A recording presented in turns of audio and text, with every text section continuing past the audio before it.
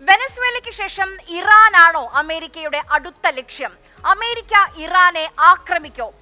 എന്ത് എപ്പോൾ ചെയ്യുമെന്ന് ഒരു ഉറപ്പുമില്ലാത്ത ആളാണ് അമേരിക്കൻ പ്രസിഡന്റ് ഡൊണാൾഡ് ട്രംപ്.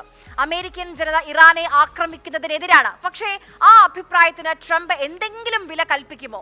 ഇറാനെ ആക്രമിക്കാൻ ട്രംപ് പറയുന്ന പ്രധാന കാരണം ആണവായുധ പദ്ധതിയാണ്. പക്ഷേ അത് മാത്രം മതിയാകുമോ ഒരു കാരണമായി എന്നുള്ളതാണ് ലോകം ചോദിക്കുന്നത്.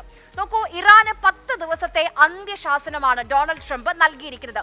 10 ദിവസത്തിനുള്ളിൽ ഒരു തീരുമാനത്തിലേക്ക് എത്തണം. ഇല്ലെങ്കിൽ ഇറാനുമായി ഒരു കരാർ വേണം. അത് കരാറിൽ തയ്യാറായിട്ടില്ല എങ്കിലും പ്രത്യാഘാതങ്ങൾ ഗുരുതരമായിരിക്കുമെന്നാണ് ഡൊണാൾഡ് ട്രംപിന്റെ ഭീഷണിയും മുന്നറിയിപ്പും.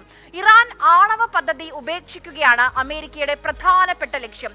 ഇതുമായി ബന്ധപ്പെട്ട രണ്ടാം ഘട്ട ചർച്ചകളൊക്കെ പുരോഗമിക്കുന്നുണ്ട്. പക്ഷേ ട്രംപ് മുന്നോട്ട് വെക്കുന്ന എല്ലാ ഉപാധികളും അംഗീകരിക്കുന്ന ഒരു കരാറിന് സാധ്യത കുറവാണ് എന്നുള്ളതാണ് വസ്തുത.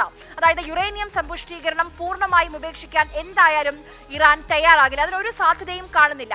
നോക്കൂ, പശ്ചിമേഷ്യയിൽ 22 വർഷത്തിനിടയിലെ ഏറ്റവും വലിയ ഒരു സൈനിക സന്നാഹമാണ് ഇപ്പോൾ കാണാൻ കഴിയുന്നത്. അമേരിക്കയുടെ യുദ്ധക്കപ്പലുകളൊക്കെ ഇറാന്റെ തീരപ്രദേശത്തേക്ക് എത്തി തുടങ്ങിയിട്ടുണ്ട്. USS എബ്രഹാം ലിങ്കൺ ഇറാൻ തീരത്തിലേക്ക് അടുത്തു തുടങ്ങിയിട്ടുണ്ട്.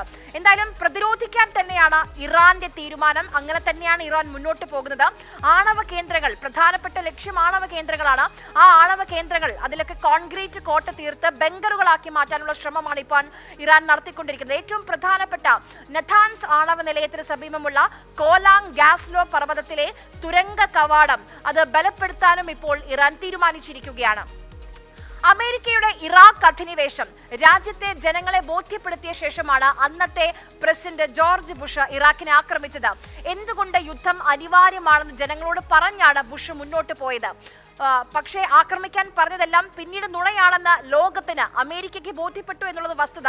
പക്ഷേ അന്ന് ജനങ്ങളോട് സംസാരിക്കാനെങ്കിലും അമേരിക്കൻ പ്രസിഡന്റായ ബുഷ് ശ്രമിച്ചിരുന്നു. പക്ഷേ ട്രംപ് സ്വന്തം ജനങ്ങൾക്ക് പോലും ഇതുവരെ ട്രംപ് എന്താണ് പറയുന്നതെന്ന് ബോധ്യപ്പെടുന്നില്ല.